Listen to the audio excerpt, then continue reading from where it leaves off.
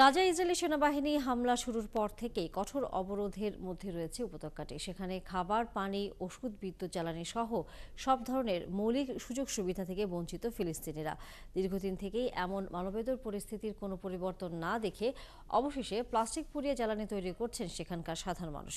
পরিবেশের ব্যাপক ক্ষতি আর স্বাস্থ্যগত ঝুঁকি থাকা সত্ত্বেও টিকে থাকার লড়াই চালিয়ে যাচ্ছেন তারা। সৃষ্টি ঘটকের প্রতিবেদন। সম্প্রতি জাতিসংঘ জানিয়েছে, আগস্ট মাসে উত্তর গাজায় কোনো ধরনের ত্রাণ পৌঁছায়নি। উপত্যকাটিতে মানবিক সংকট এতটাই ভয়াবহ পরিস্থিতিতে পৌঁছেছে যে সেখানকার মানুষ একরকম অনাহারের মধ্যে রয়েছে।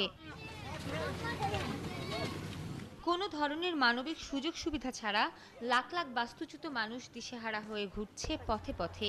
এমন অবস্থায় বেঁচে থাকার পথ খুঁজছে অনেকে।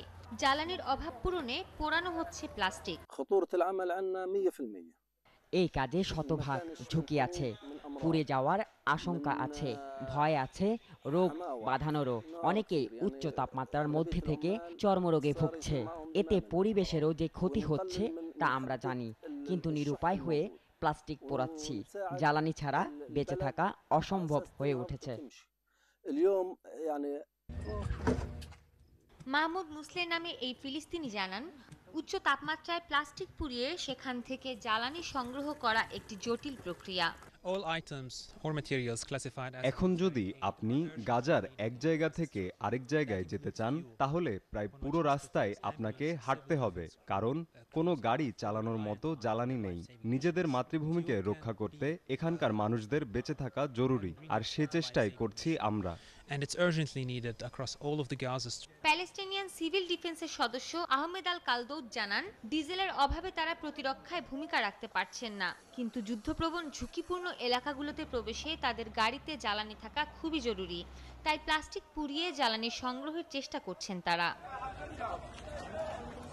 শুধু রান্নার কাজে বা গাড়ি সচল করতে নয়, জ্বালানির অভাবে বেশিরভাগ হাসপাতালও বন্ধ হয়ে গেছে। মানবিক সহায়তার মধ্যে যা কিছু পড়ে তার সবই গাজায় এখন অত্যন্ত জরুরি। অ্যাম্বুলেন্স চলতে পারছে না। ইন্টারন্যাশনাল কমিটি অফ রেড ক্রসের মুখপাত্র সিহাম মুহান্না জানান, আহতদের হাসপাতালে নেওয়া হচ্ছে কাঁধে বা ঘোড়ায় করে। ত্রাণ পাঠাতে হলেও গাড়িতে জ্বালানি দরকার। জাতিসংঘ জানিয়েছে, গাজায় প্রতিদিন মানবিক কার্যক্রম পরিচালনা করতে অন্তত 4 লাখ লিটার জ্বালানি প্রয়োজন। সৃষ্টি ঘটক, ৭১।